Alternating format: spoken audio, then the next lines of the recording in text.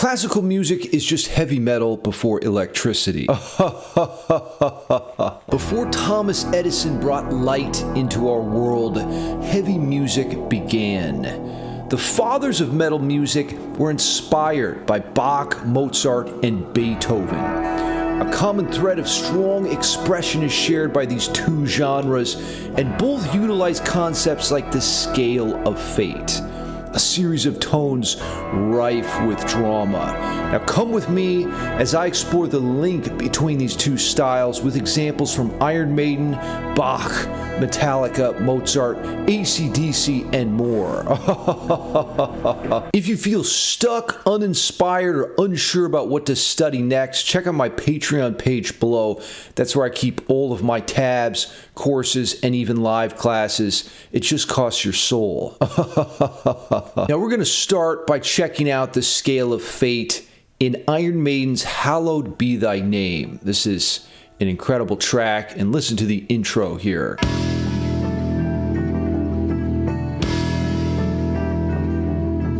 And that last note at the end is our special raised 7th degree, and I'm going to get into exactly what that is. Now, welcome to the magical realm of Guitar Pro. And what we're going to do is examine up close what the scale of fate is. We begin with the pitch E, our tonic foundation. Then we move up to the uncertain character of the 2nd degree, F sharp. From there we navigate to the melancholic 3rd degree, G. Next, we move to the stability of the perfect 4th, A. B is the unifier and the great 5th degree. Then we come up to the haunting and chilling flat 6 scale degree, C. Then we head up to the minor 7th, D. But here's where this scale is different from regular minor. We have a raised 7th degree, D sharp, before we get back to the root, E. So this scale I call the scale of fate, but it's also known as harmonic minor. And this is really a really important common thread that you'll hear between classical music and metal.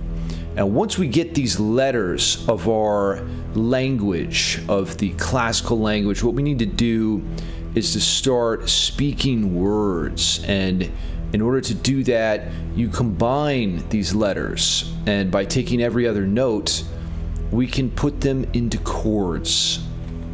So, the chords of destiny, here we go.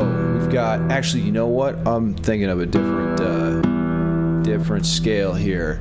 So, what we have first is our 1 chord, which is E minor, and we're going to voice it a little bit differently than regular cowboy chords, because those kind of suck, to be honest. These are much more dramatic. So check this out. This is going to blow your mind. Ooh, hit that chilling flat 6 degree. There's our 4 chord. That's so good. Blows me away every time. Then we go back to our 1, and here's the magic of that raised 7th scale degree. Bro, are you kidding me? That sound is so haunting. So listen to this.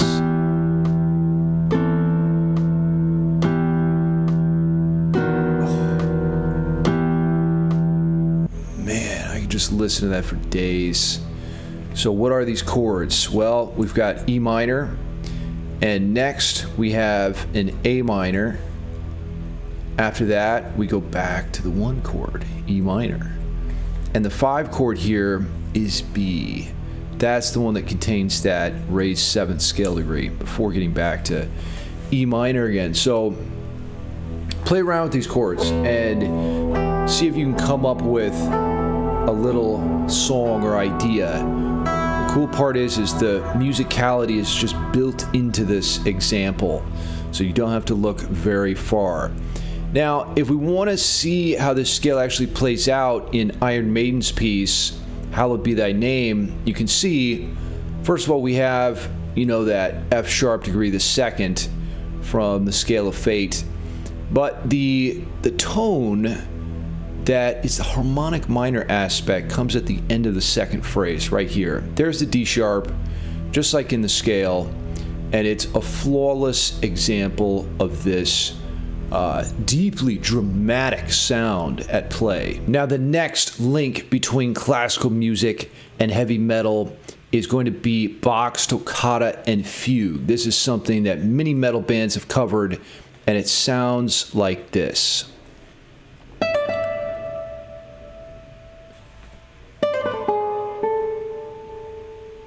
So good.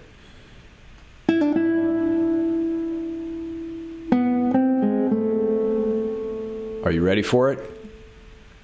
We repeat the theme. Here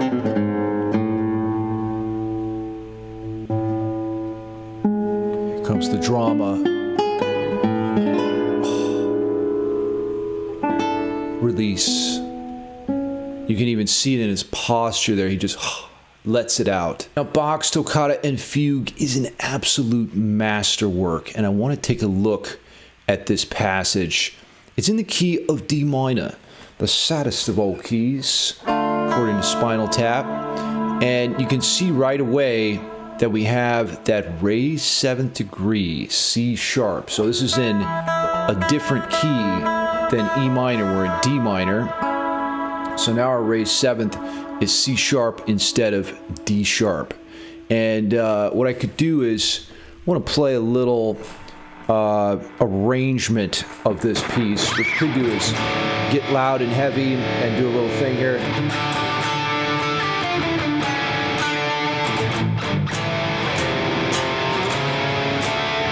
Here comes the diminished part. Whoops, it's...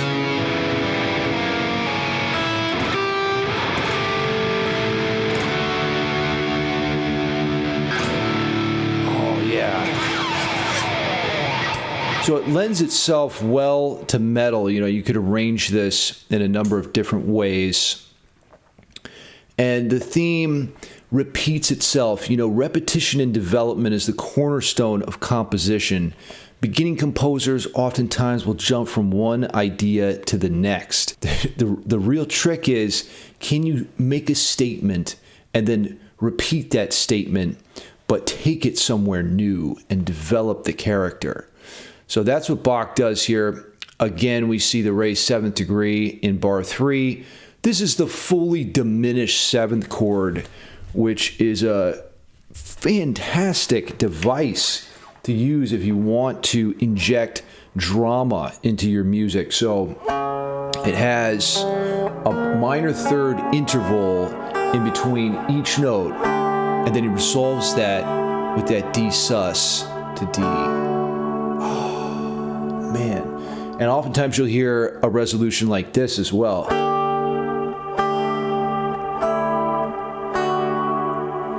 Kind of a variation on that theme. Now, I wanted to show you an example from Metallica here, and in this track, Orion, we can hear a switch between the regular Aeolian mode and the harmonic minor scale. It's essentially an example of modal interchange. Have a listen.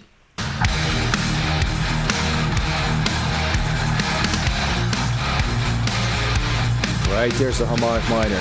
So here we go. Look at the tab here to Metallica's Orion. We have an E minor figure here, and these are really cool dyads, by the way. You guys got to try these out. Like inverted power chords, essentially. And just kind of moving those around, you get to a D sound. And really, actually, this is a B minor chord is what he's playing there. So you have B, D, and F sharp.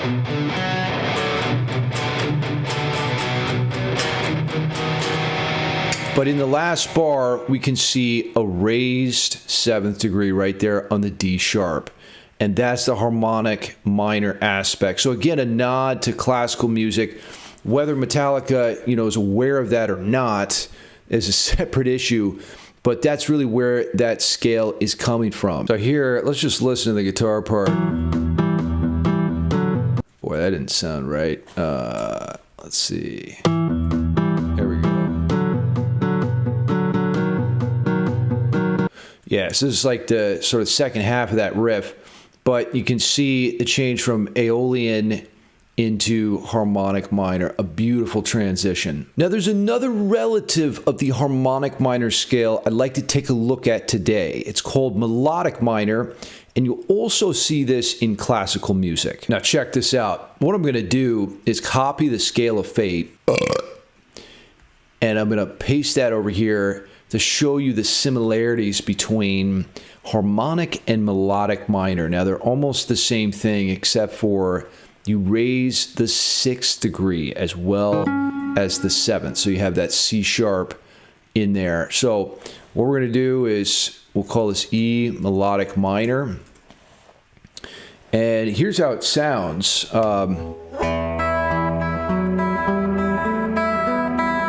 There's that 6th and 7th degree. Oh man, that's good.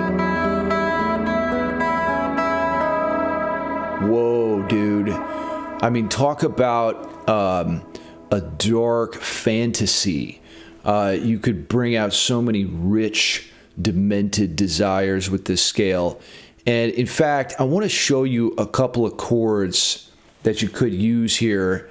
And you know what? We're even going to fire up our drone. So listen to this. You've got... There's the James Bond chord. E minor major 9. What a mood, am I right? Or you could do this E minor 6. That's another option. Or how about C sharp half diminished 7? That's pretty cool. We've got another version of C minor 6, C sharp diminished over E right there. And then this last one is a real treat. Check this out. E minor 6, 9. Man. So each one of those chords, man, they just give me such a feeling, and you could really build a composition around that tonality. Now I want to show you a piece from Bach that's very famous. It's called Bach's Bourrée in E minor, and it uses the melodic minor scale.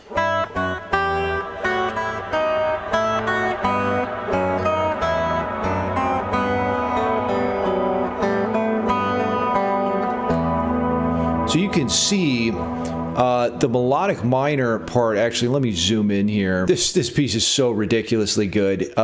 It starts off with a contrary motion figure. So the bottom line's going down, and the top line up here is actually ascending.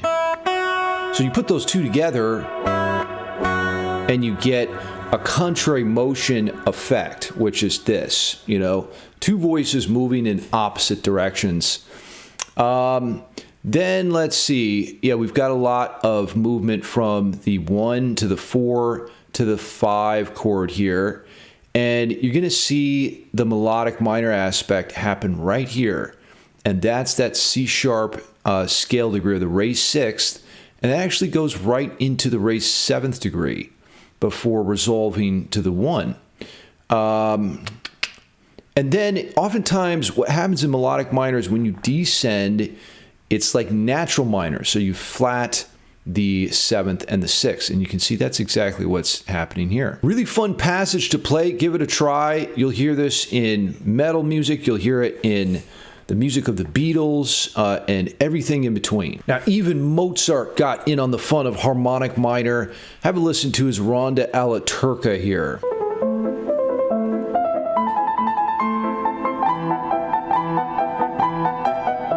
Ronda alla Turca by Mozart. Have a look at this. We're in the key of A harmonic minor. Can you spot that raised 7th degree? Ding, ding, ding. There it is, the G sharp. So if we're in A harmonic minor, root, 2nd, 3rd, 4th, 5th, 6th, and the magical raised 7th degree right there. So this is a fun little figure if you want to check it out.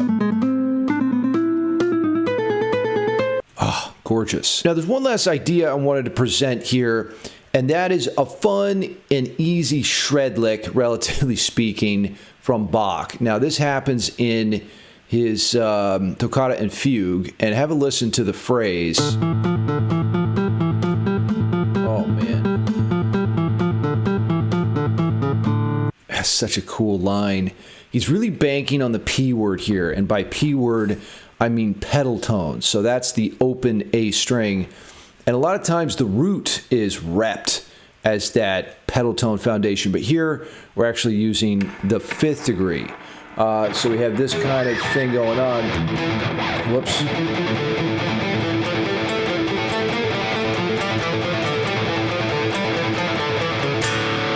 Oh yeah, I like to end it on that power chord.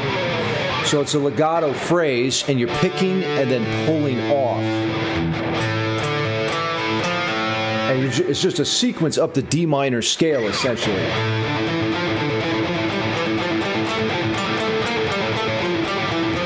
Very musical, and of course you could play that, you know, as fast as you wanted. So it gives you kind of that essence of shred, but with a neoclassical flair. Now, as long as we're studying legato, which is basically a phrase that means smooth and connected, it's a very important aspect of classical music. But it's also good to work on your technique. So there's a phrase by ACDC, of course, you guys probably all know this, Thunderstruck, right? Sounds like this. And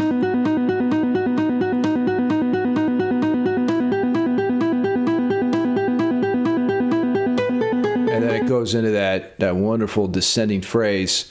Angus Young actually picks this, but you can use it as a legato workout.